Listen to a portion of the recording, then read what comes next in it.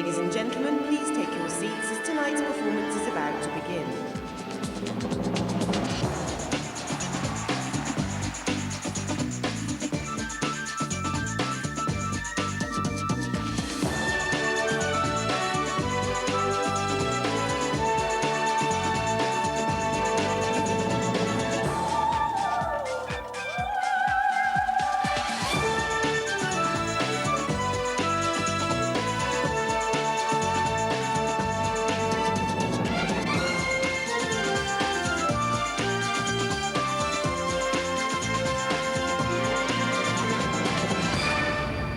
Ladies and gentlemen, please welcome your host, Clive Anderson.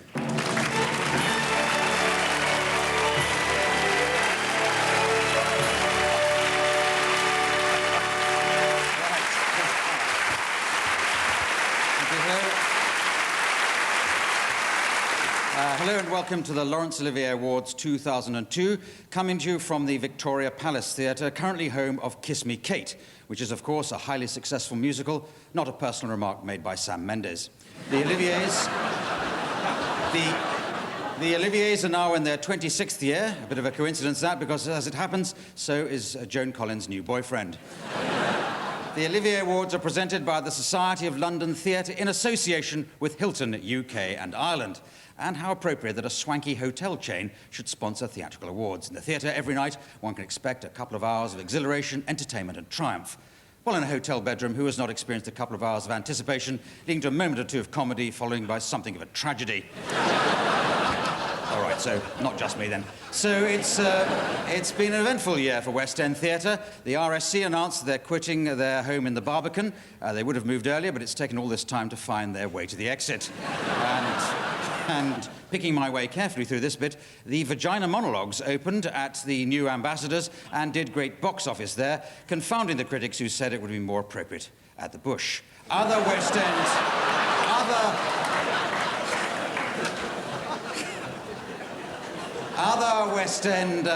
West End stalwarts continued to pull in the punters. Art saw a succession of different faces playing the same comic role, an idea obviously inspired by the Conservative Party leadership.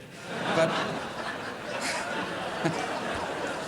in all, though, 2001 was a varied year for musicals, with new works coming in and coming and going, and old classics being staged once again. And I must say, I'm looking forward to a revival of Hair, but that's just my personal problem. Let's take a moment to revisit the year in musicals.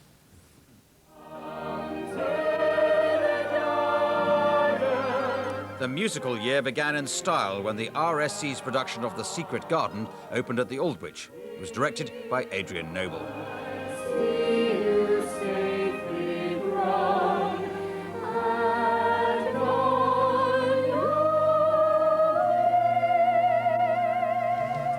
Shaftesbury Avenue, the songs of Lennon and McCartney were given new life in the musical All You Need Is Love. We're shameless. We will do anything to get our 15 minutes of fame. In the spring, the long-awaited musical Closer to Heaven by Jonathan Harvey and the Pet Shop Boys opened at the Arts Theatre. The cast was led by Paul Keating and Francis Barber. It's just been such a thrill. It's been one of the nicest, most fantastic jobs I've ever had. A series of bangs, beautiful colours. Baby, tonight, this is my night. Gilbert Sullivan's Gondoliers opened at the Apollo, and the Open Air Theatre gave us their annual musical treat in the shape of Where's Charlie? We used to talk about forever. Back from Broadway, Ruthie Henshall starred in Peggy Sue Got Married. This is another one of those cracking roles where you really do get to show every side of yourself. And, you know, I got to do a bit of meatloaf, you know, and a bit of doo-wop and a bit of all sorts of stuff. The fact that it was, you know, it was playing a 42-year-old who goes to being a 17-year-old, so it was, you know, playing the gamut. It was fantastic.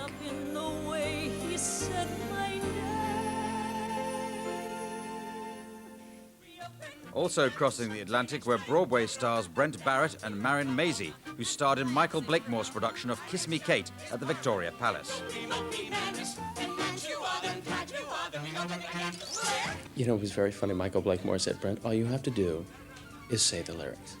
You don't have to embellish. You don't have to perform it. Just be very clear with the lyrics. I think it's sort of a perfect match, the Shakespeare with Cole Porter, and he did a brilliant job bringing those characters, not only Fred and Lily, but Kate and Petruchio and all the other people, to life. And I mean, So in Love, I Hate Men, they're just beautiful, beautiful songs to sing. From China he will bring you jade and perfume from Arabia. But don't forget, 'tis he who'll have the fun and thee the baby. Oh, I hate men. Trevor Nunn and Matthew Bourne collaborated twice in 2001, with South Pacific opening at the National in December. Philip Quast played the man Nellie just couldn't wash out of her hair. I think it has that notion that there's something about the fates play a part. That you can see someone that you see and you hear them laugh and you are in love. And I think because romance and sex and everything has distorted the notions of, well, the media and movies and have distorted the notion of what romance is. Those things are often diluted, the chemical things. But there is something there, just straight off. And he heard her laugh. I believe that. I believe it's possible. The rain in Spain stays mainly in the plain. And My Fair Lady, which opened at the National in March and transferred to the Theatre Royal Drury Lane in the summer. The show starred Jonathan Pryce and Martine McCutcheon. I avoid thinking of Rex Harrison. The main difference, I think, that people will immediately notice is I sing it. I told my singing teacher at school that the next show we did, I had to be Eliza Doolittle. And obviously now I'm dealing with the serious version. So it's not just the Hackney crowd, it's, you know, it's the national crowd and the West End crowd. Stars from the worlds of theatre, television and film were well represented on opening night. Now what's a game? Where does it rain? On the plane, on the plane. And where's that blasted plane? In Spain, in Spain. The rain in Spain stays mainly in the plane. Ah, viva, viva, viva! The rain in Spain stays mainly in the plane.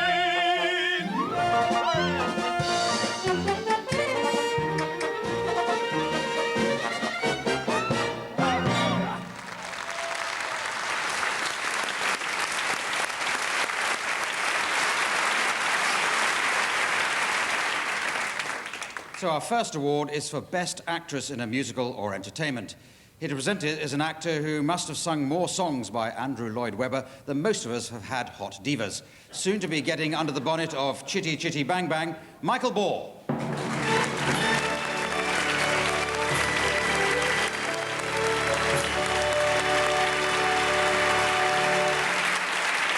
It's a pleasure to be here this evening. Straight on with the nominations for the Best Actress in a Musical or Entertainment. Barbara Cook for Barbara Cook Sings Mostly Sondheim at the Lyric. Ruthie Henshall for Peggy Sue Got Married at the Shaftesbury. Martine McCutcheon for My Fair Lady at the Littleton and at the Theatre Royal, Drury Lane. Marin Mazzie for Kiss Me Kate at the Victoria Palace. And the award goes to Martine McCutcheon.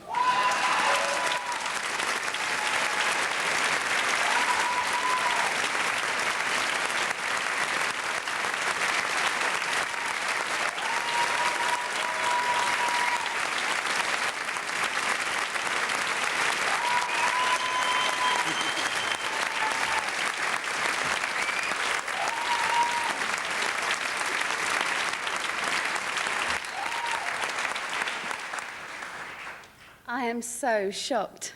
I don't know what to say, really. I didn't prepare anything, just to make a point to myself that I just didn't have a hope in hell of winning this. Everybody knows that I didn't play the role as long as I wanted to, or anybody else wanted me to, for that matter. But when I did play that part, it meant the world to me, and it changed my life. And it was the happiest night of my life. You know, it beats relationships and love and romance that night. Drury Lane Theatre the opening night and at the National was just so amazing. And to be with Jonathan Pryce and Nick and work with Trevor and Cameron, and it was my passion, and that's what it's all about. So thank you so much, and thank you for giving me this opportunity. Thank you.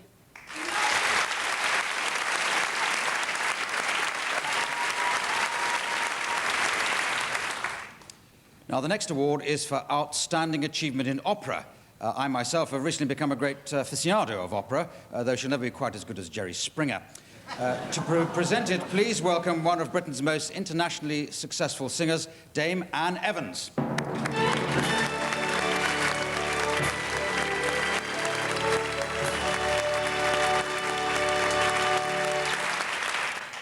Nominations for Outstanding Achievement in Opera are...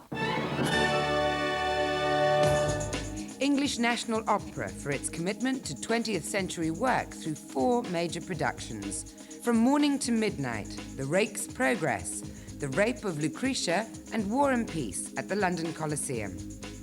Bernard Haitink for his contribution to the Royal Opera's Yennefer and the Queen of Spades, and the musical directorship of a season of great distinction by the Royal Opera at the Royal Opera House.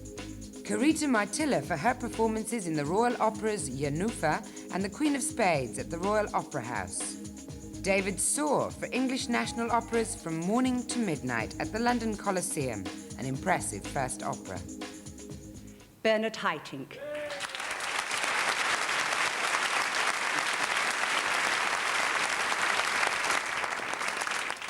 He'd want me to say thank you to you, and we all at Covent Garden want to say thank you too. He's a great company man. They're not obvious company operas, really, Queen of Spades and Yennefer, but he makes something that everybody identifies with in a tremendous way. A great human being, a wonderful musician. We shall miss him when he goes.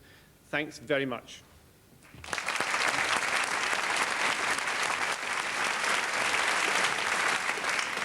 Now on to the award for Best Actor in a Musical or Entertainment. To find out who's won, let's go over to a mystery location in the West End where one of our leading ladies of musical theatre, Maria Friedman, is about to make someone's night.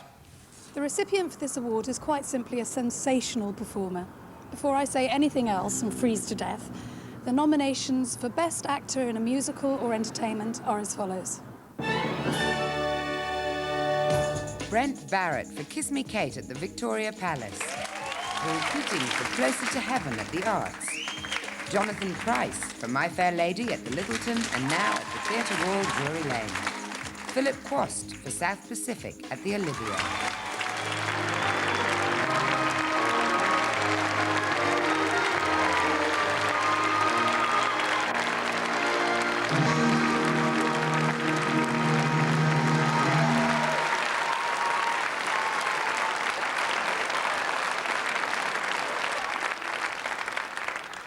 Such a thrill for me to be here tonight to present this year's Laurence Olivier Award for Best Actor in a Musical or Entertainment. Ladies and gentlemen, this year's winner, Philip Quast.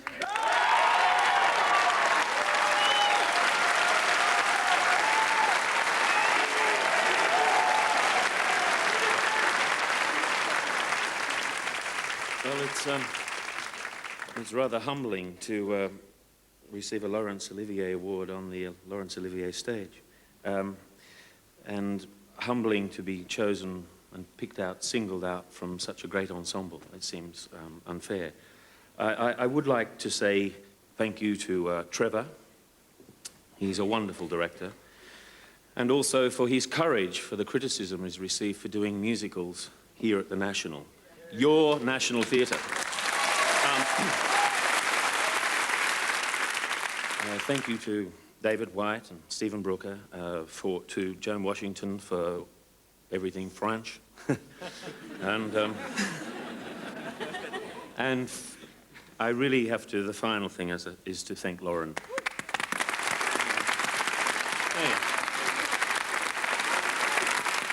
I have to thank her for her bravery, her boldness, her effervescence, her verve, which I really mean has been the heart and soul of the company. And thank you.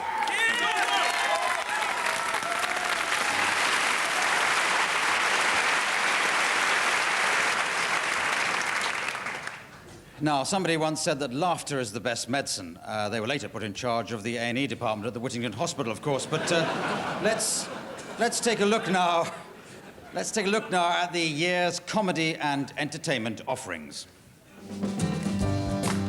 Comedy kicked off at the Arts Theatre, where Alison Steadman entertained Mr. Sloane. To be in a play that's so good, that's so fascinating and interesting every night, that audiences, you can feel they're just sitting there hanging on every word. And some of Autumn's writing is so surreal, and yet it's so expressive that audiences are just fascinated by it. The living nightmare, which is... Shock-headed Peter, with music by Martin Jacks, enjoyed a welcome return to London at the Piccadilly Theatre. Well, as it often done before, my neighbour from next door, one fine summer's day went out to see the shops and walk about. A lot of people think I'm a woman, especially more normal or conformist people. I don't care. I don't care at all. And the League of Gentlemen brought a taste of Royston Vasey to Drury Lane. Can I help you at all?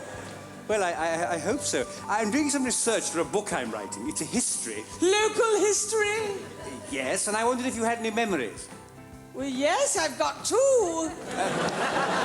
Over at the Donmar, Lindsay Marshall, Zoe Wanamaker and Anna Chancellor plunged into David Mamet's Boston Marriage, and the show transferred to the new ambassadors later in the year. Boston Marriage is a name that came from Henry James' novel, The Bostonians, which really describes two women cohabiting together, not necessarily in a sexual relationship. And Dawn French was in A Midsummer Night's Dream and gave us her bottom. At the Garrick, New Labour were the butt of Alistair Beaton's jokes in the satire Feel Good, which starred Henry Goodman as the King of Spin. We have to know when to use bold colours and crazy colours and fun colours and have a good time and enjoy the playing of it, and when to just not do that at all and to gather the audience into something much darker. And so that's, you know, it's thrilling. And Al Murray put his name over the door at the Playhouse and made it clear it was his gaff, his rules. After its massive success in America, Eve Ensler's The Vagina monologues were delivered in London by a plethora of famous female faces, Amy Irving amongst them. You think you're being righteous and you're doing something wonderful for women, but really it's totally self-fulfilling. And it's just, you get high every night off it. And the fact that I get to come here, do a show that starts at 7:30, you're out at 9, you're at the Ivy by 9:20, you know, it's really fun. The Broadway legend Barbara Cook opened in her show Mostly Sondheim at the Lyric. Everybody says voting, everybody says voting, everybody says can't fight City Hall, can't upset the cart, can't laugh at the king. And Ray Cooney's sequel to his incredibly successful Run for Your Wife, Caught in the Net, opened at the Vaudeville with comedy veterans Eric Sykes and Russ Abbott. It's total humour, it really is, and it's real laughter. I mean, we hear belly laughs, and the times we have to wait for the laughter to die down is incredible. It's one of the biggest laugh pieces I've ever experienced. At the Albury Theatre, Adam Godley and Emma Fielding appeared alongside Alan Rickman and Lindsay Duncan when they were reunited in Howard Davis's production of Private Lives. We're just like Torville and Dean. It's just a lot of hard work on that ice. That's what it boils down to. And you get the material, which is what we've had in both cases. And undoubtedly, the pleasure of going back to a working relationship with Alan Rickman and Howard Davis. That's been really satisfying. And Penelope Keith made a welcome return to Shaftesbury Avenue in another Coward comedy, Star Quality. We're a very united company, and of course, all of us understand, we are all actors, so we understand the play terribly, terribly well, although, of course, now people don't wear hats and gloves for the first day of rehearsal. Kenneth Branagh directed Sean Foley, Hamish McColl and Toby Jones in the play What I Wrote, which opened at the Wyndham's Theatre and in true Morecambe and Wise style featured a surprise guest star every night. Bring me laughter all the while. It's a roller coaster, that's all we can say. I mean, we say to ourselves in the wings, you know, if you get this once again in your career, you'll be lucky. I mean, it is an amazing feeling out there. And at times like that, you just got to sit back and surf. Love it. You know, love it as much as the audience do. I think that's something very much to do with Morecambe and Wise. The reaction to the show and, you know, and how we play it and everything, is that their comedy, a lot of their comedy came from, you know, the era before irony, as it were. And I think a lot of the sort of daftness and beautiful silliness in the right way about the show really gets into an audience, and they just, you know, they just think, well, great, I can just sit back and laugh. I don't have to think about anything. And that's why I think they're sort of almost hysterical, you know, by the end of the show. Bring me fun, bring me sunshine, bring me love.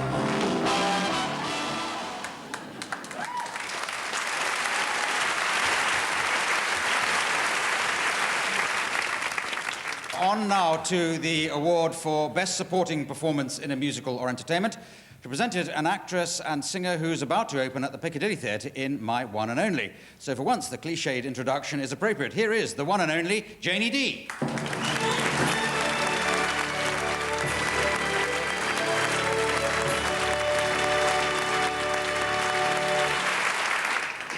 Good evening. The nominations for Best Performance in a Supporting Role in a Musical or Entertainment are... Nancy Anderson for Kiss Me Kate at the Victoria Palace. Michael Barris for Kiss Me Kate at the Victoria Palace. Martin Jacks for Shock-Headed Peter at the Piccadilly. Nicholas Leprevaux for My Fair Lady at the Littleton, and now at the Theatre Royal, Drury Lane. And the award goes to... Martin Jacques.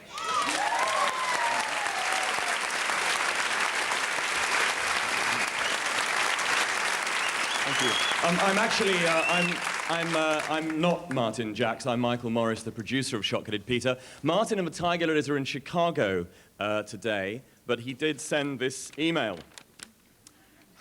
I would like to thank all of the people involved in the making of Shock-Headed Peter, especially the wonderfully creative direction and design of Phelim McDermott and Julian Crouch.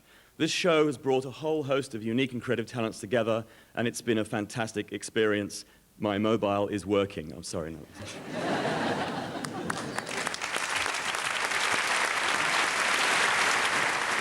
Now, to present the award for Best Entertainment, a comedian who I've met on many occasions, usually interviewing him on television about why he doesn't do television. Recently, highly successfully on stage, starring in A Day in the Death of Joe Egg, Eddie Izzard.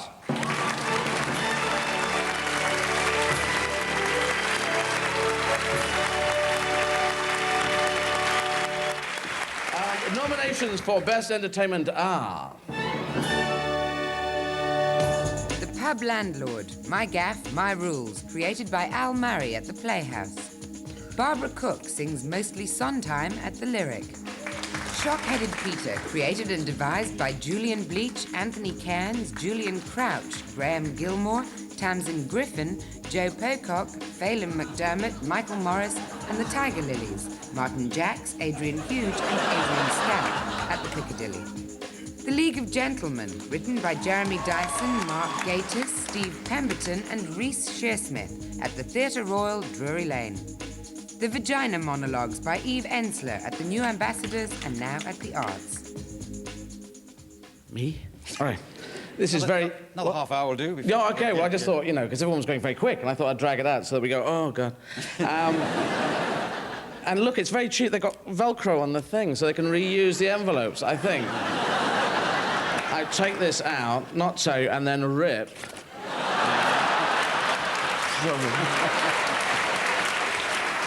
Because I think the budget can stretch to it. The award goes to Shock-Headed Peter.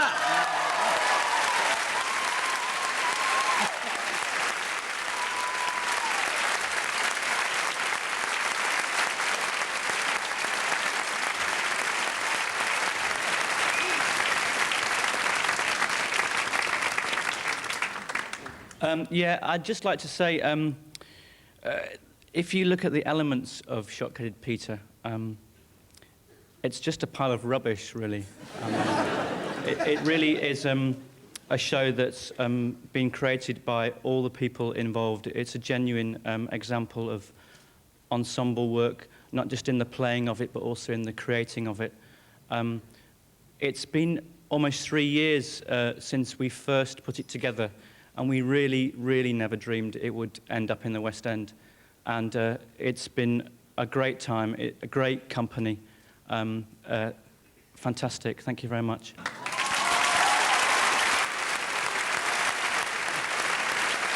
The nominations for Best New Comedy are...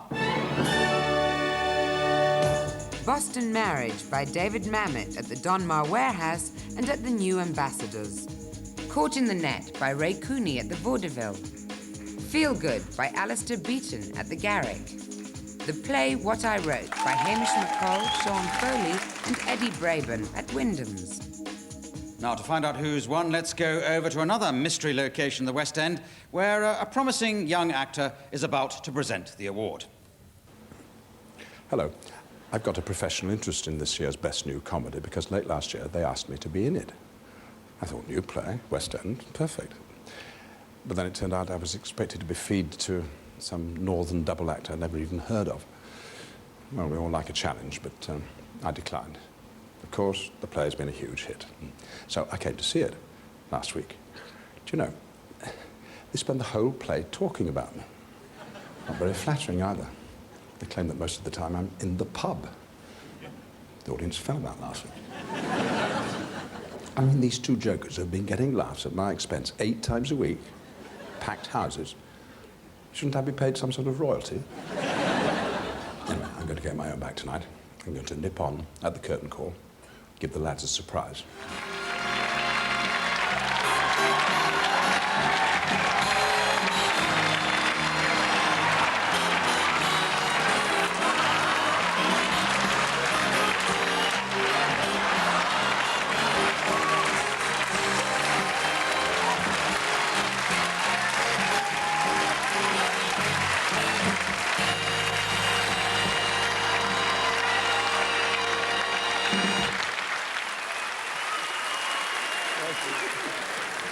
As you see, I am returned from the pub. Where these impertinent writers have put me. Now, somewhere in the audience tonight is a treat for you. The other writer, Eddie Braben. Will you come and join us, please? Yeah.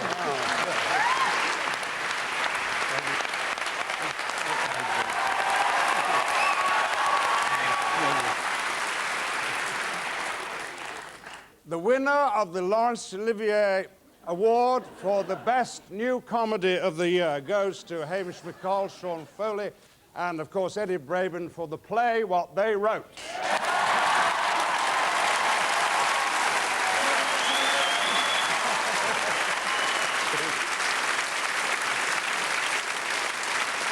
You can't do anything like this without lots of people being involved and being very central to that. And the first person is the real-life Mr. David Pugh, who really is the leading theatrical impresario of London's glittering West End.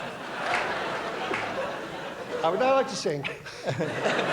I'd like to say 3 thank yous to these 2 gentlemen here, who have been rather more than brilliant, as you've seen here tonight, and to my wife, Deirdre, who's suffered me for many years. Thank you so very much. Whew. Eric and Ernie, I would like to offer this to you.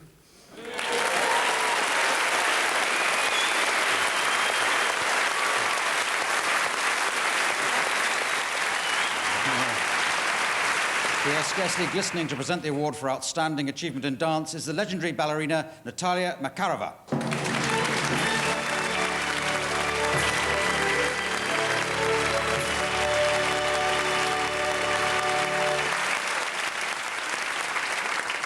Thank you. The nominations for Outstanding Achievement in Dance are... Ushio Amagatsu for the concept, direction, choreography and performance of Sankai Juku's Hibiki at Sadler's Wells. Dana Kasperson for her performances in Ballet Frankfurt's Artifact and Eidos Telos at Sadler's Wells. William Forsyth for Ballet Frankfurt's Artifact and Eidos Telos at Sadler's Wells. Mark Morris for the Mark Morris Dance Group Season at Sadler's Wells. The award goes to Mark Morris for the Mark Morris Dance Group Season.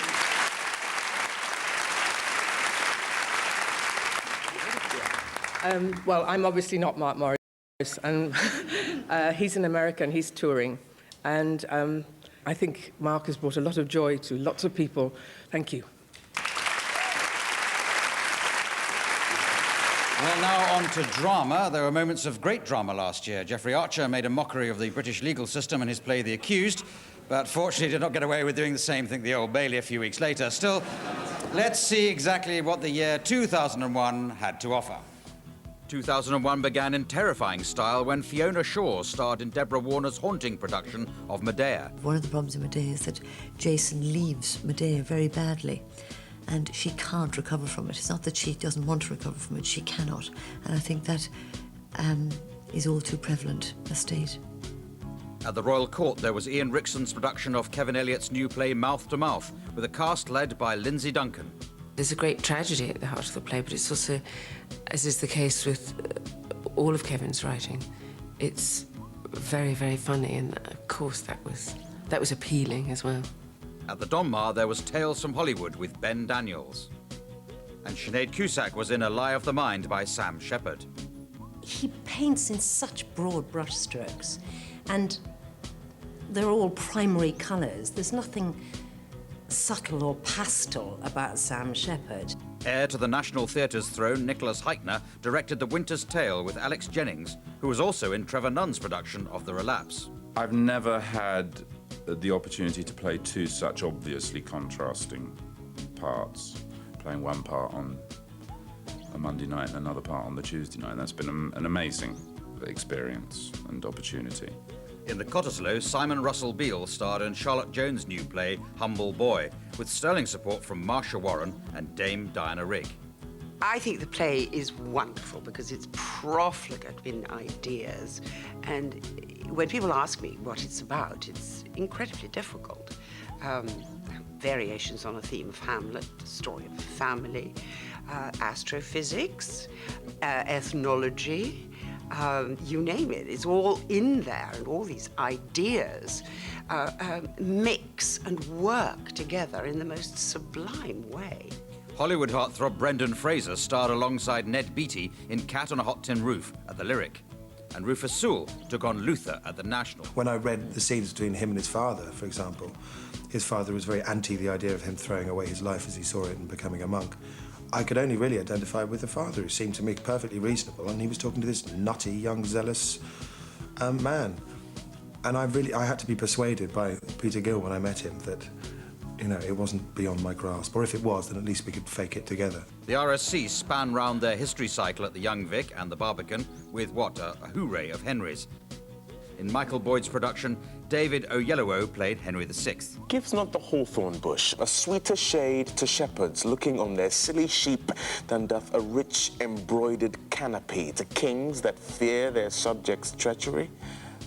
Ian Holm, in a year rich with Pinter revivals, led the cast of The Homecoming at the Comedy, where Leah Williams was the object of a whole family's desire. I think Harold is a poet, and I think his themes are universal, and that's why he's ageless, and that's why he'll be around forever. I hope. Penelope Wilton starred in the Hellman classic The Little Foxes at the Donmar. And there was a Peter Nichols revival when the uncomfortably funny A Day in the Death of Joe Egg opened at the New Ambassadors with Clive Owen and Victoria Hamilton. It is a demanding evening, but it's also just a joy to do, you know. The fact that an audience comes to see a play about a child with cerebral palsy and spends a good 2 hours laughing wildly is, you know, extraordinary enough in itself. I came to the play quite late. I only read it 8 years ago, and I couldn't believe the power of the piece, and I couldn't believe that it hadn't been majorly revived.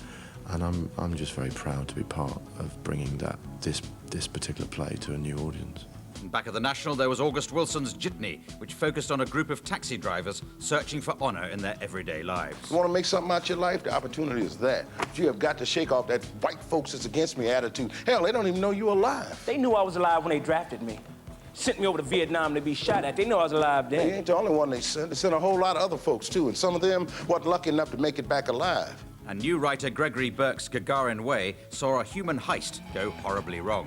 I wrote the play because I lived in an area which is traditionally very radical and very politically motivated.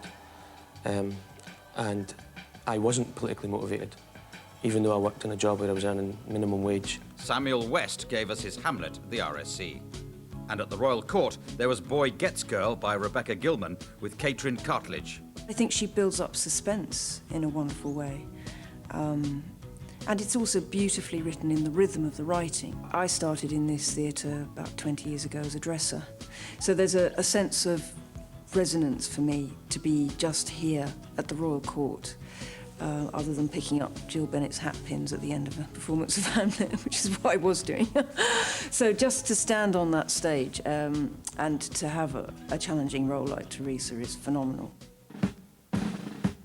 And then we saw Peter Nichols' Privates on Parade at the Donmar. The cast was led by a frocked-up Roger Allam. I can see the point of painting your nails, your toenails. I have to say, it looks quite nice, you know. And the first time you put your trousers on, when you've shaved your legs, that's quite nice. But after that, it's you're just sort of with a 5-day stubble all the time, really, which. Oh, but you were talking about the numbers, weren't you? And I immediately start talking about the makeup.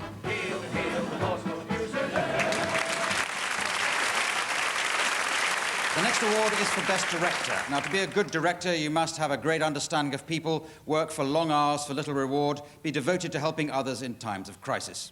No, I'm sorry, that's being a nurse. Still, being a great director is hard enough. To present the award, an amazing actress and singer, last seen on stage in Lifetimes 3, and soon to be seen alongside Andy McDowell in the movie Crush, Imelda Staunton.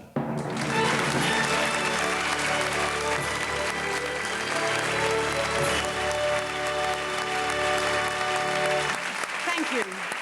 Thank you and good evening. The nominations for Best Director are... Michael Blakemore for Kiss Me Kate at the Victoria Palace.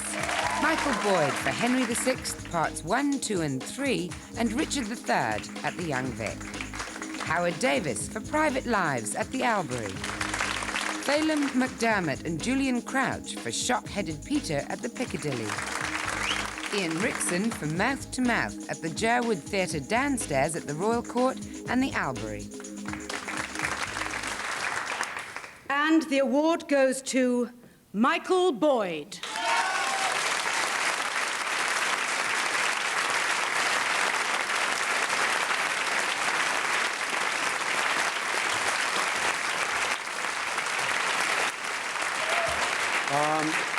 This is fantastic. On the very last night of the Henrys and Richard, the company were great, and they dragged me down onto the stage, and I felt like a real proper Eastern European director. So it's their award every bit as much as mine. Thank you.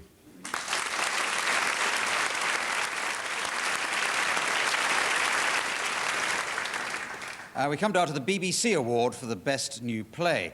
The British Broadcasting Corporation is justly proud of its long commitment to new writers. Every year, dozens of talented young scriptwriters offered jobs, usually writing ad-libs for celebrities on TV panel shows. And here to present it is a writer and performer who's recently had the honour of having a book turned into a musical produced by Andrew Lloyd Webber, an honour, of course, she shares with such illustrious names as both Ben Elton and God. Mira Sayal.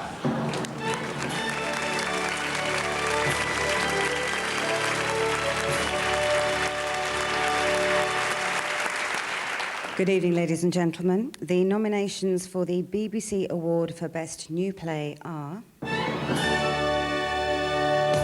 Boy Gets Girl by Rebecca Gilman at the Jerwood Theatre downstairs at the Royal Court. Gagarin Way by Gregory Burke at the Cottesloe. Humble Boy by Charlotte Jones at the Cottesloe and now at the Gielgud. Jitney by August Wilson at the Littleton. Mouth to Mouth by Kevin Elliott at the Jerwood Theatre downstairs at the Royal Court and at the Albury. And the award goes to... Jitney. And we now go over to Seattle to hear from August Wilson. Thank you. I'm standing here on the shoulders of a great many talented people. I could not possibly name them all. I would, however, like to thank the producer, Benjamin Mordecai, the marvelous cast of Janie, the director, Marin McClinton, for his sterling work, and I thank you. Earlier tonight, the Society presented several other awards. Best Theatre Choreographer went to Matthew Bourne for My Fair Lady at the Littleton and now at the Theatre Royal Drury Lane. Nicholas Le Prevost picked up the award. Best Costume Designer went to Jenny Bevan for Private Lives at the Albury. Best New Opera Production went to the Royal Opera's Boulevard Solitude at the Royal Opera House. Nikolaus Leinhoff picked up the award. Best New Dance Production went to Sankai Juku's Hibiki at Sadler's Wells. Best Lighting Designer went to Mark Henderson for A Midsummer Night's Dream at the Albury and the Playboy of the Western World at the Cottesloe. Best Set Designer went to Tim Hatley for Humble Boy at the Cottesloe and now at the Gielgud, and Private Lives at the Albury. Simon Russell Beale picked up the award. In the affiliates, the most promising playwright was Gray Clue, and Benjamin Davis was most promising performer, both at the Royal Court Jerwood Theatre upstairs. The special award went to Rupert Rhymes, Chief Executive of the Society of London Theatre from 1986 to 2001. We now come to the award for Best Actress in a Supporting Role. To present this award is an actor who, despite writing a couple of brilliant books, pricking the pretensions of actors everywhere, has turned himself quite a lovey himself. Nigel Planer, otherwise known as Nicholas Craig.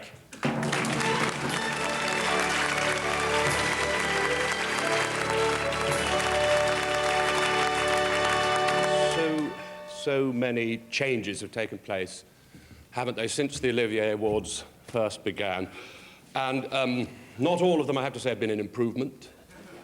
I'm appalled by the recent cult of celebrity, the way the media endlessly regurgitate the half-baked opinions of assorted supermodels, spice persons, and anyone who's been in a soap for 5 minutes. It makes me vomit all over my shoes, to be frank. The nominations for the Best Supporting Actress are... Briege Brennan for The Little Foxes at the Donmar Warehouse. Emma Fielding for Private Lives at the Albury. Lindsay Marshall for Boston Marriage at the Donmar Warehouse and at the New Ambassadors. Marsha Warren for Humble Boy at the Cottesloe and now at the Gielgud. Marcia Warren.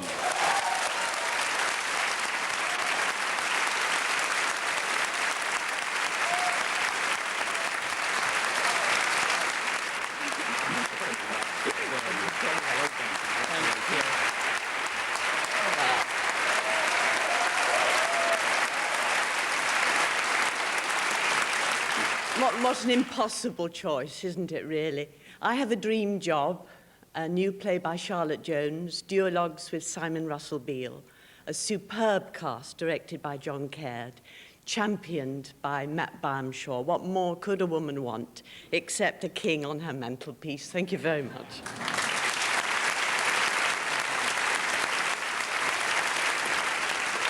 To present the award for Best Actor in a Supporting Role, an actress who's currently starring in Privates on Parade. No, I don't, I mean Vagina Monologues. Anita Dobson.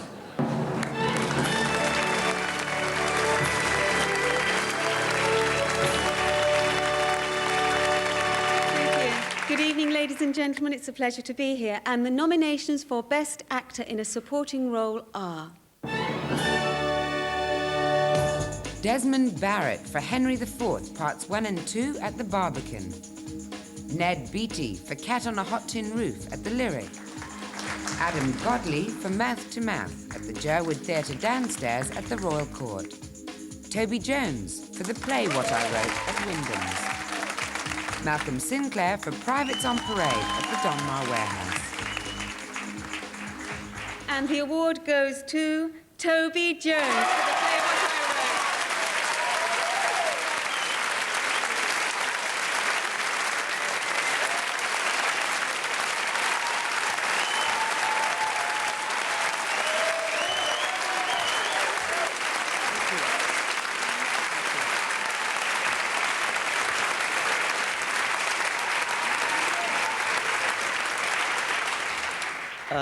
Thank you to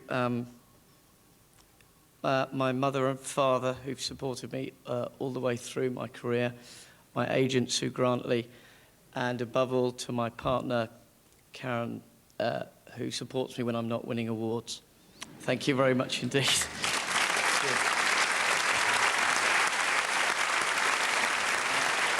Excellent emotional speech, and we now come to the award for Best Actress. To present the award, someone who has successfully combined screen stardom with a desire to climb mountains.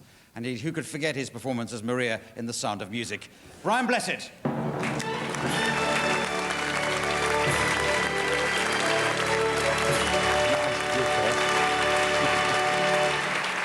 And the nominations for Best Actress are... Lindsay Duncan for Mouth to Mouth at the Jerwood Theatre downstairs at the Royal Court and the Albury. Lindsay Duncan for Private Lives at the Albury. Victoria Hamilton for A Day in the Death of Joe Egg at the New Ambassadors and at the Comedy. Zoe Wanamaker for Boston Marriage at the Donmar Warehouse and at the New Ambassadors. And ladies and gentlemen, the award goes to Lindsay Duncan for Private Lives.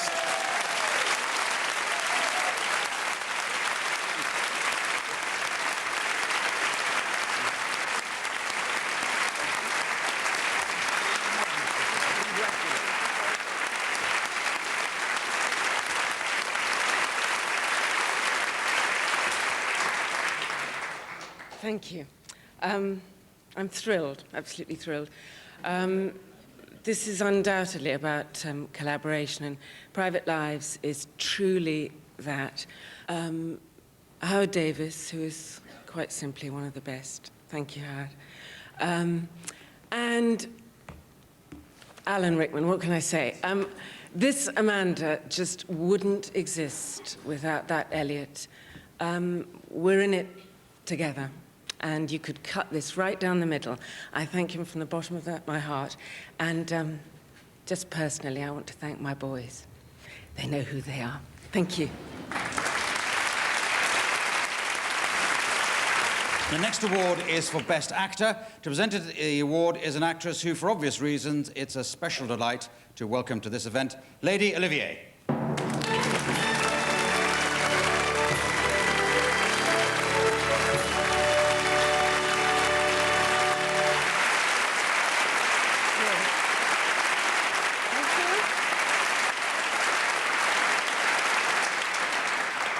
Thank you, Clive. I'm delighted to be here. The nominations for Best Actor are... Roger Allam for Privates on Parade at the Donmar Warehouse. Sean Foley and Hamish McColl for the play What I Wrote at Wyndham's. Alan Rickman for Private Lives at the Albury. Simon Russell Beale for Humble Boy at the Cottesloe and now at the Gilded. The award goes to Roger Allam.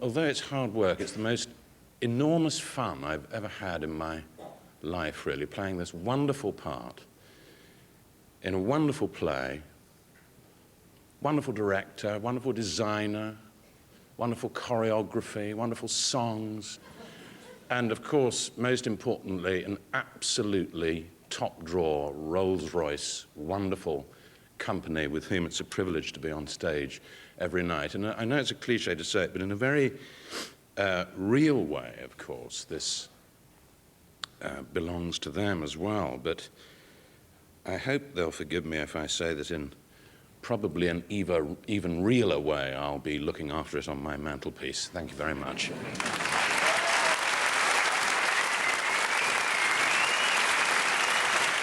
2002 looks set to be busting at the seams with new musicals. Let's take a look at what we can look forward to in the coming year. The songs are... Funny Face. Strike Up the Band. How long has this been going on? My One and Only. It's wonderful. It's marvellous. Nice work if you can get it. And much, much more. Yeah. Taboo is now on. You need £25 and an open mind. See you there. the car flies, there are motorbikes, there are... It looks like thousands of kids and dogs and dancers and acrobats, and it is extraordinary and beautiful. And it's a really big, spectacular show. I'm very pleased to tell you that the Madness musical Our House will be on stage in the West End in September 2002. By all means, go and have a look. I do believe it's worth a listen.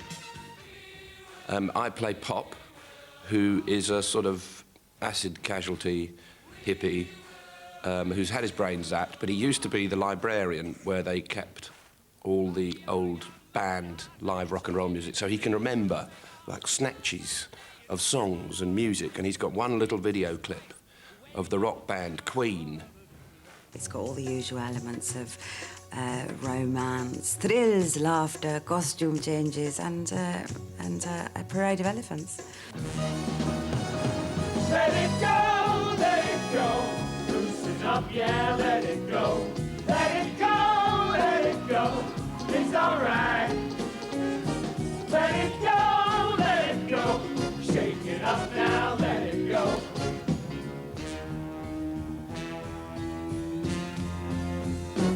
Let it go!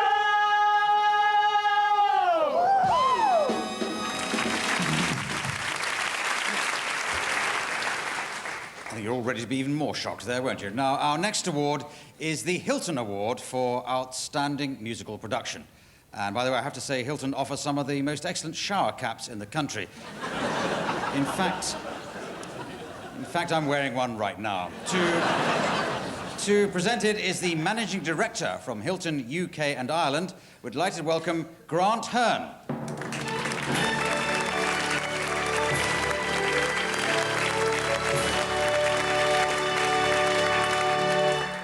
Now we know where all the shower caps have gone. Can I just say it's a great pleasure for everybody at Hilton to be associated with these magnificent awards, and to quickly announce, because dinner is getting cold, the nominations for the Hilton Award for Outstanding Music Production are... Kiss Me Kate, music and lyrics by Cole Porter, book by Sam and Bella Spewak at the Victoria Palace. My Fair Lady, book and lyrics by Alan J. Lerner, music by Frederick Lowe, adapted from Bernard Shaw's Pygmalion and Gabriel Pascal's motion picture at the Littleton and now at the Theatre Royal, Drury Lane. South Pacific, music by Richard Rogers, lyrics by Oscar Hammerstein II, book by Oscar Hammerstein II and Joshua Logan at the Olivier. And the award goes to My Fair Lady.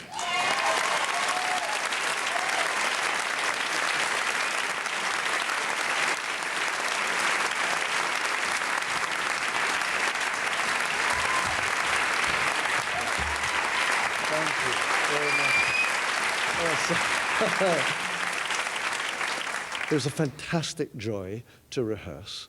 Already, one member of the cast, Martine, has been awarded. But I just also want to say that the leader of this whole project in the rehearsal room and on stage, at all of its stages, has been the wonderful Jonathan Pryce as Henry Higgins.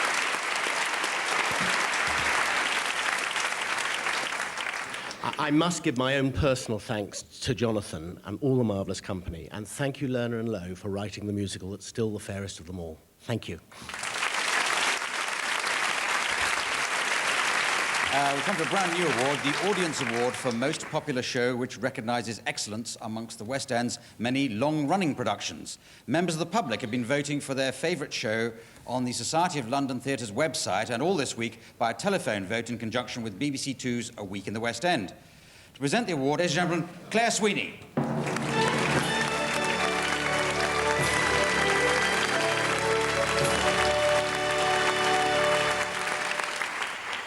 The nominations for the Audience Award for Most Popular Show are... Cats, music by Andrew Lloyd Webber, based on Old Possum's Book of Practical Cats by T.S. Eliot at the New London. Mamma Mia, music and lyrics by Benny Anderson and Björn Ulvaeus, and some songs with Stig Anderson, book by Catherine Johnson at the Prince Edward.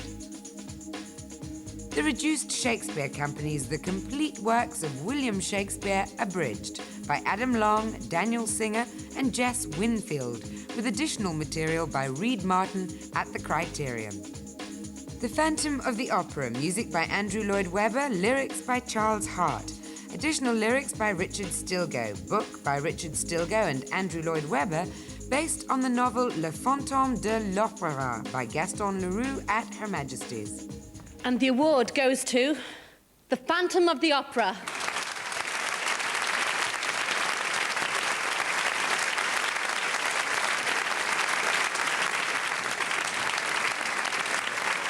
Thank you. Where's Cameron? Thank you, Claire. Gosh, I've been dreading those stairs all the way. I've been not going to win this thing. I have the most terrible vertigo. I have vertigo when I stand up, let alone anything else. Cameron, come on, join me, for goodness sake.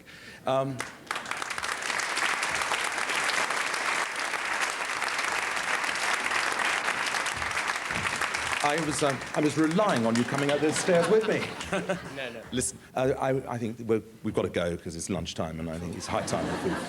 And the Phantom's been running long enough. So look, thank you very much. A couple more, yes. Yes. We're available for taking over in the play I wrote, by the way, because I hear you need a kiss. Yeah.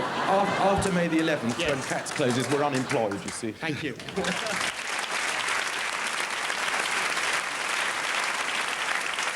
Now, our final award this year is the Outstanding Achievement Award.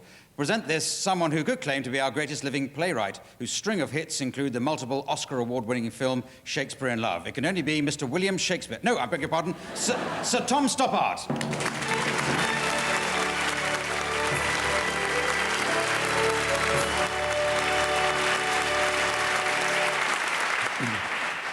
This chap was famous when he was from the age of about 12, when he took over the Royal Shakespeare Company.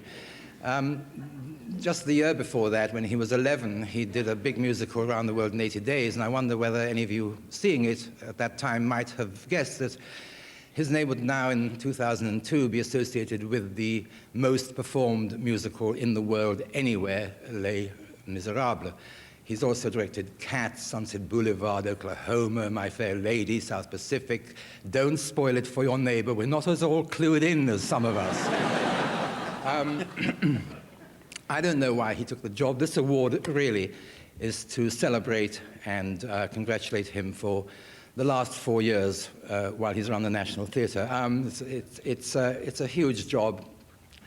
There's nobody else anywhere that I love being a part of his team. That's not grammar. I'm the greatest writer since who? Never mind. Okay, Trevor, where are you? It's Trevor Nunn.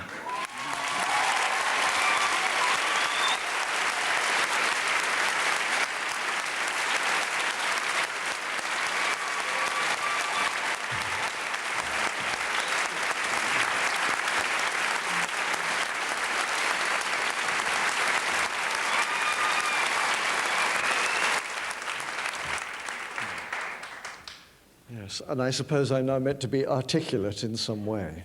When I think of my time at the National, there are two people that I have to talk about.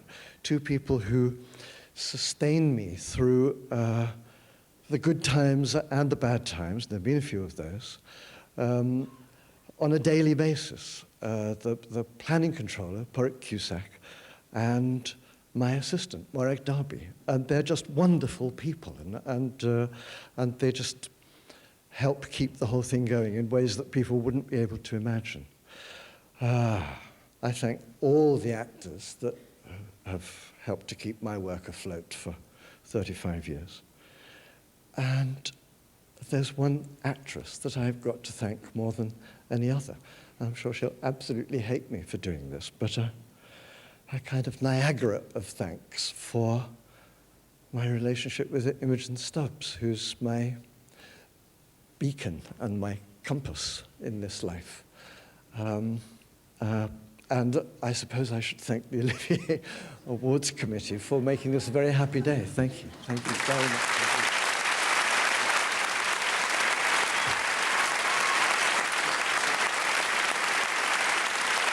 Thank you for having me on your stage again this year. I hope you've had a great time. We're going to leave you with a number from the winner of this year's Outstanding Musical Productions. There's me, Clive Anderson, saying goodbye. Goodbye.